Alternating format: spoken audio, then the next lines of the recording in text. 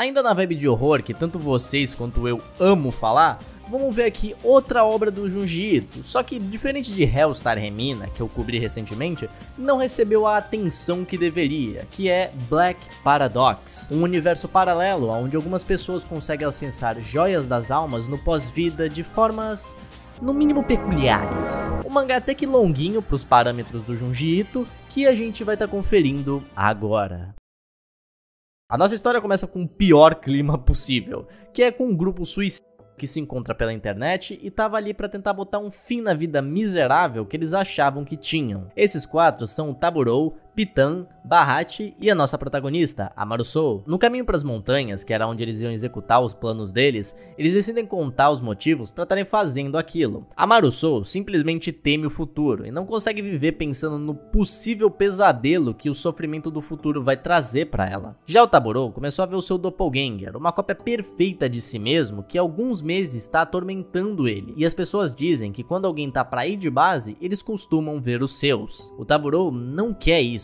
Ele quer decidir quando ele vai partir, e é isso que ele tá pra fazer. O Pitan já é o caso mais especial daí. Ele era um engenheiro de robótica, criaram um robô a partir da sua imagem, simplesmente porque sim, não teve nenhum motivo especial. Mas isso gerou um conflito nele. O robô era tão perfeito que ofuscou o Pitan original, e ele não suportava mais aquilo. E por último a gente tem a Baratie, que via uma outra versão dela mesma no espelho, uma versão que atormentava ela. Isso, com o peso de carregar uma cicatriz de nascença que parece estar viva no seu rosto, fez com que a paranoia dela tomasse conta. Depois desse rolê todo, a Marusou vê um carro passar por eles com exatamente as mesmas pessoas. Quando ela presta mais atenção, tanto a Baratie quanto o Taburou não tinham reflexos. Pior ainda mais quando ela ouve sons robóticos vindo do Pitan. Ela foge e as suas dúvidas estavam certas. Uma era um reflexo que é quebrada com uma pedrada, o outro era um doppelganger que se desfaz no ar. E enquanto ela estava fugindo, ela tromba com os originais, fazendo o robô ficar com medo e sair correndo dali. Um baita inferno e confuso pra caralho isso já. Mas meio que tanto faz porque a galera ali tava motivada aí de base de qualquer jeito. E agora, com os certos, eles vão pra outro canto e decidem tomar muitos remédios pra dormir e o coração deles parar. Só que ninguém toma, né? Eles estão tudo desconfiados um do outro. Todos menos o Pitan, que mesmo depois de tomar e literalmente ir de base, ele volta à vida e gorfa uma esfera estranha no chão. Ele diz que aquilo veio de um mundo deslumbrante e geral dali tava em choque, obviamente. A Baratie leva a pedra estranha pra casa pra analisar, já que ela trabalhou com joias antes. E quando ela fecha os olhos, ela consegue ver um mundo infinito cheios dessas esferas. Cortando agora pro hospital que a Marusou trabalhava, o Pitan cola lá pra dar uma checada no estômago dele. E quando o médico coloca uma sonda pra checar, ele enlouquece com o que ele vê. Uma visão absurda de um mundo que humanos não deveriam ter acesso. O grupo se junta de novo e decide fazer grana com aquelas pedras, principalmente porque o Pitan não parava de botá-las pra fora. A teoria aqui é que aquele mundo era o pós-vida e as joias que eles estavam encontrando eram almas, e de alguma maneira, quando ele teve aquela overdose, o estômago dele ficou metade no pós-vida e metade em vida. Só que isso por pouquíssimo tempo, já que logo depois disso daí, uma quantidade maldita de joias da alma começam a vir de uma vez. E sem aguentar, o corpo dele explode. A pressão de tantas joias juntas fez as almas escaparem e inundarem a rua com esse painel aí que... Ah, Junji Ito, vai se fuder, malandro. Algum tempo se passa e a gente vê que as pessoas estão comprando aquelas joias. Depois do incidente com o Pitan lá, a Marusou fugiu e se desligou do resto do grupo. Só que a Baratie e o Taburou comercializaram as joias e ganharam uma grana desgraçada. Mas a ganância é uma merda, né? E eles queriam mais e mais. Então eles voltam lá onde o Pitan explodiu pra ver se encontram mais algumas joias largadas pelo chão. Só que o que eles acabam encontrando é o robô do Pitan quebrado. Eles decidem levar ele pra casa porque eles poderiam ser útil de alguma coisa, e enquanto eles estavam lá, eles ficaram pensando em uma forma de quebrar a joia da alma pra conseguirem fazer brincos e outras joias, além de vender a parada bruta, tá ligado? O Taburou então vai lá e dá uma martelada nela, e filhão, uma explosão de almas começa a atravessar todos eles. Quando eles acordam, o apartamento estava arruinado. E pior que isso, o robô agora tinha uma alma no seu corpo. E ele realmente estava vivo. Voltando agora para a protagonista, ela estava ficando louca com tudo isso. Para todos os lados que ela ia, as joias estavam lá. Daí um doutor, que era amigo dela, chama ela para ir numa mansão que ele tinha isolada de tudo, para ela dar uma relaxada e ficar longe dessas notícias por um tempo. Ela aceita pensando que vai dar bom, mas não dá muito, né? E numa crise de ansiedade, ela começa a correr pela mansão, até achar um quarto com uma piscina e diversas joias no chão. O doutor então aparece para se explicar, falando que tinha achado o corpo do Pitan por acaso. Começou a cultivar o seu estômago para ter uma quantidade infinita de joias. A Marusou obviamente mete o pé depois daquela cena bizarrona, mas a Barashi, que estava sendo tratada pelo mesmo doutor, começa a ter uma irritação na sua cicatriz, e um portal pro pós-vida também aparece do seu rosto. A Marusou fica maluca e desmaia, e quando ela acorda, ela vê que estava sendo mantido em cativeiro pelos três. O doutor tinha conseguido tirar o rosto da Barashi e estava cultivando ele também para ter outro portal.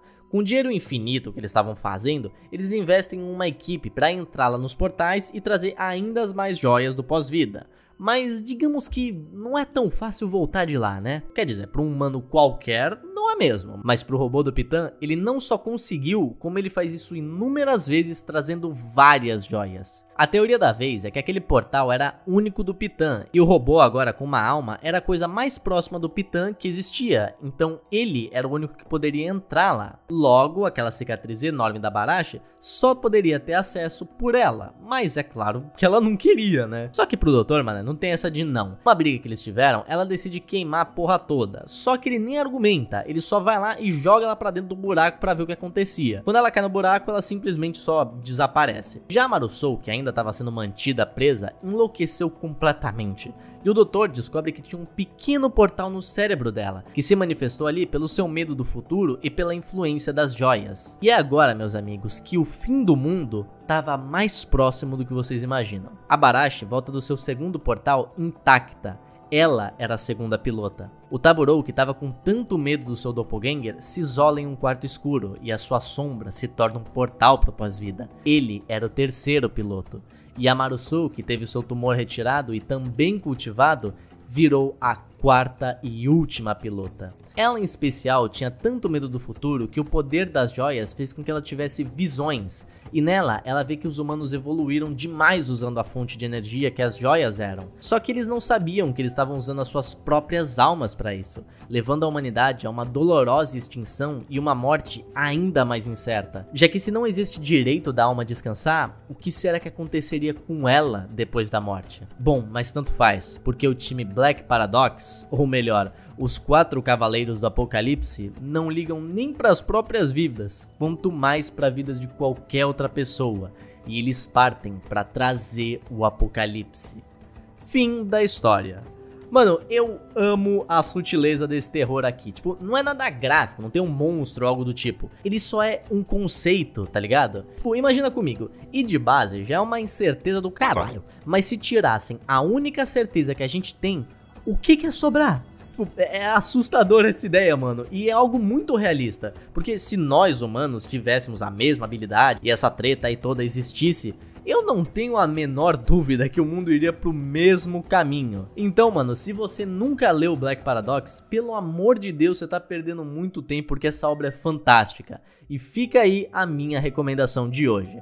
Só que, moçada, por hoje é isso, eu vou ficando por aqui, só que antes de eu quero agradecer aos digníssimos, os membros do canal, tá certo? E também aos marcados pelo estigma, que são o Orange PDSI, o Ticatari, o José Newton PF Caldeira, o José Henrique, o Ulisses Juca, o Caio GBB, o Black Bullet, o Evandro Neto, o Camilo Costa, o Xioga, o José Renato, o Matheus Augusto, o Marronzinho BR, o Samurai Victor, o Gabriel Lázaro, o Capivara Dark, o Felipe Shinobi, o A Pedro, o Dead Macabro, o José V Varela Júnior, o Lohan Bento Ferrari dos Santos, o José Henrique, o João Pedro Coelho, o Victor Pendragon, o Plutonita, a Marta Aparecida, o Joelson Palheta, o Lucas Angeli, o Ender, o Ordinário das Flores, o Sassagueiro, o Brian Lima, o René Natan, o Camilo Costa, o Fantasmão do Chamada da Missão, o Mr. Ivan, o NJ KLB, o Predo, o Ítalo Araújo, o Mef, o Carlos Okarensky,